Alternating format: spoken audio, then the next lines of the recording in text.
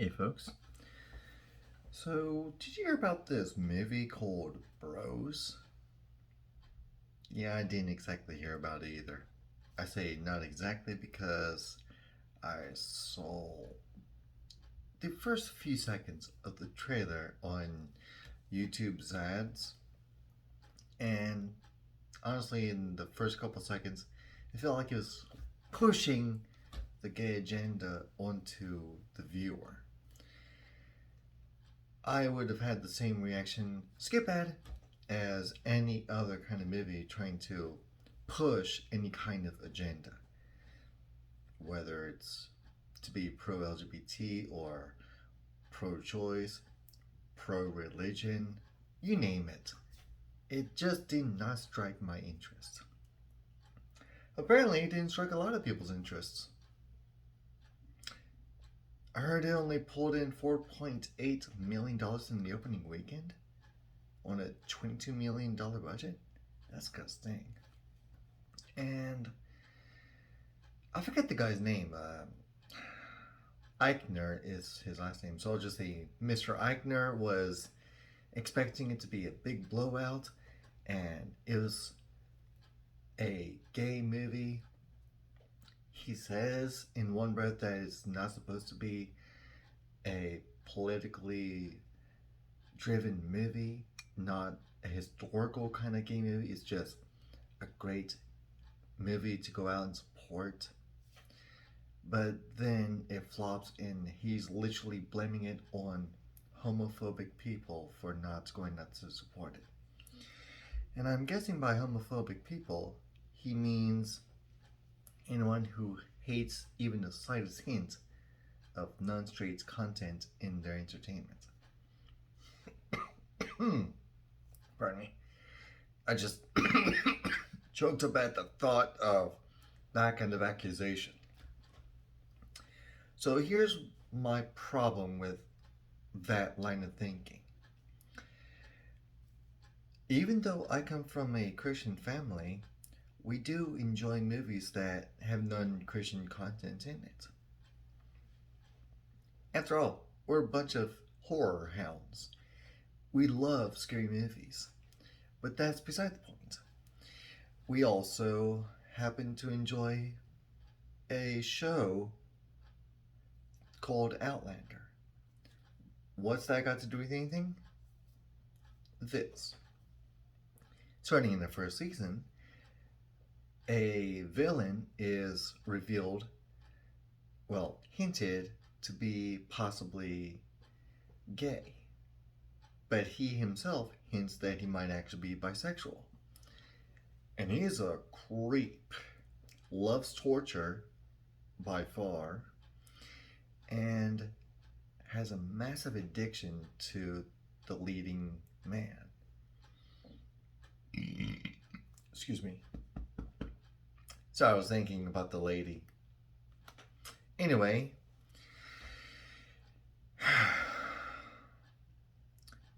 he is the first LGBT character in the show, but he's not the last. Nope. But what I found interesting about the show is every LGBT character, and there's only a few of them, are each nuanced. None are perfectly good nor perfectly evil. They strike a balance somehow.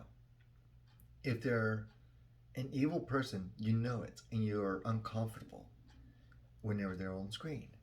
You wonder what they're going to do. But if they're a good person, you really cheer for them. You're hoping that they will do something that makes you want to cheer even harder for them.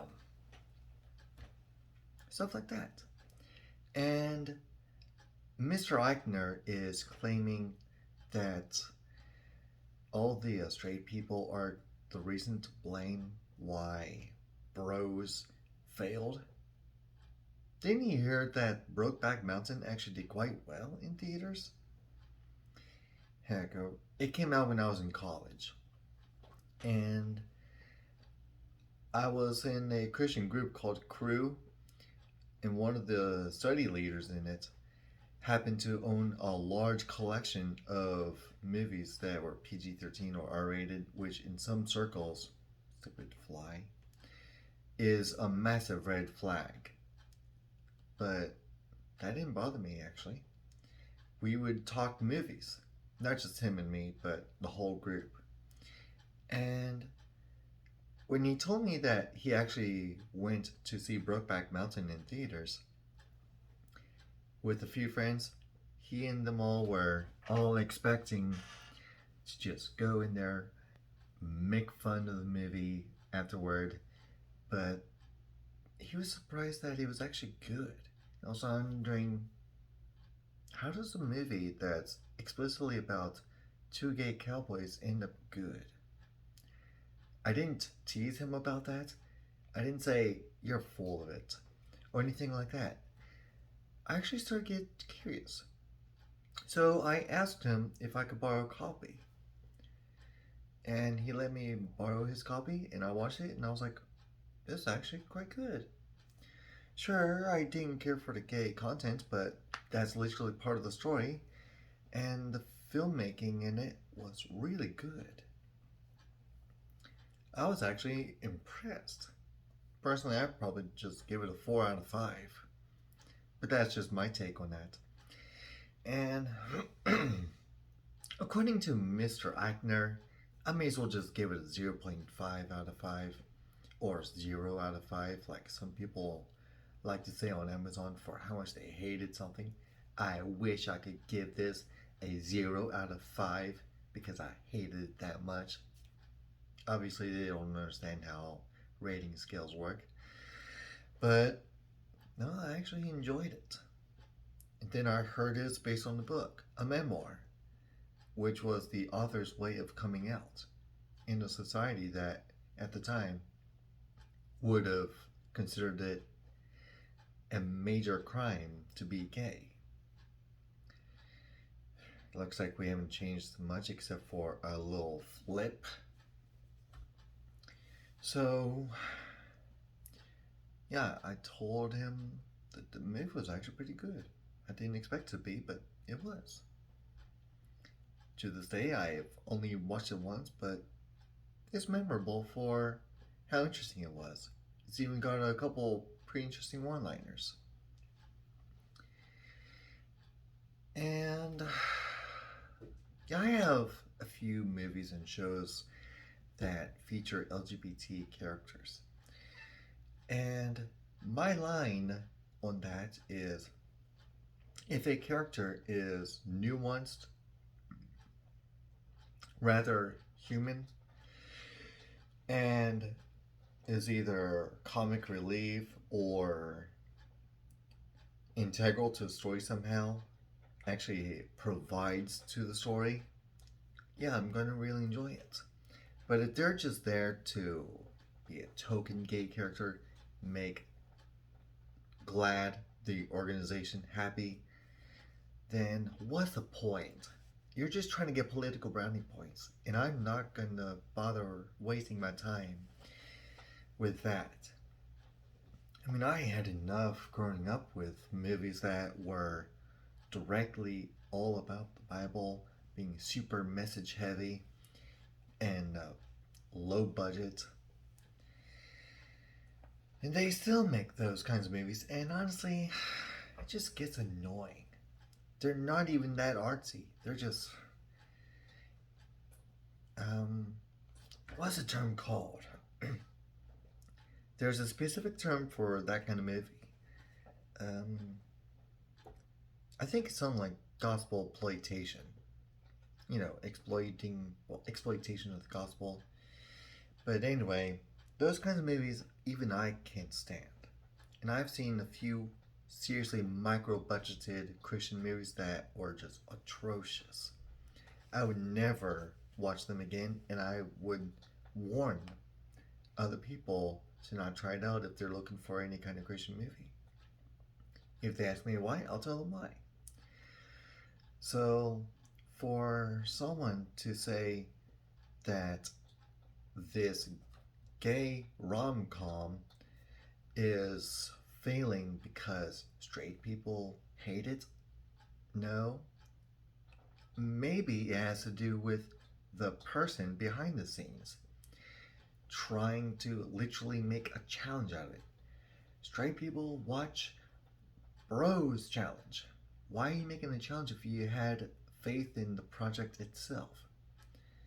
It could either just be a side project you feel like doing, a main project that you want to work on, a passion project that you really hope for. But if you're going to be desperate and try to make a challenge out of it for people to check it out, that is not a good sign. It is also horrible marketing. I could be wrong, but I think it's the only time I've ever heard of a movie that was received so poorly that someone actually made a challenge for other people to watch it. And while I have my own ideas for different movies, most of them being horror and not strictly religious horror, it's not like I'm going to try to make a marketing ploy out of a challenge for other people to see it. Anything in Hollywood or even non-Hollywood industry, in other words, indie filmmaking, direct to DVD stuff, literally everything is a risk. You're pouring anywhere from $100,000 to close to $1 billion per film. Some are so good that people just do some marketing and they know it's going to rake it in. Others are seriously risky, like the Hellboy trilogy with Guillermo del Toro. Yes, it was supposed to be a trilogy, but because the first two movies had only moderate success, Hollywood decided it wasn't worth it, and Del Toro decided to just not go with the last one, which is still sad. And the overall, stop blaming others, especially specifically targeting specific groups to say they are the reason why this movie failed. No. Not always. Rarely is it actually some specific group's fault. The Golden Compass from Philip Pullman was a flop because Christians were warning against its atheistic content. Yeah, that was pretty much true, yeah. The movie was okay, but it was very heavy-handed in its atheistic side content, as it were. I've seen it, and it was just okay. But I definitely wouldn't watch it again. Nor the version before that. There's been at least 2 different versions of the movie. And I just didn't care for it. If you're going to watch it, go ahead, watch it. I don't bloody care. But overall, stop having some scapegoat to say, this is why my movie failed. You gotta accept responsibility sometime for why a project failed. Oh, there was another movie that was actually supposed to have failed, I found out. It was just supposed to be a fun side project. And it turned into a massive hit that literally spawned 20 plus sequels and side projects. Yep, the Marvel Cinematic Universe was all started by a movie that was supposed to have failed. They did not expect it to be a running success. But we're all glad it did. And yeah, some movies are actually so terrible, I call them wastes of budget. I'll check it out, and if it's horrible to me, there's a running risk of me just turning it off. So overall, if you're gonna watch Bros, go watch it. I don't care. Your movie tastes are your own. I have my own movie tastes. Just don't tell people to go watch it because you want them to go see it. don't make a challenge out of it. If anything, it's a risk. Accept that. Just like any kind of business.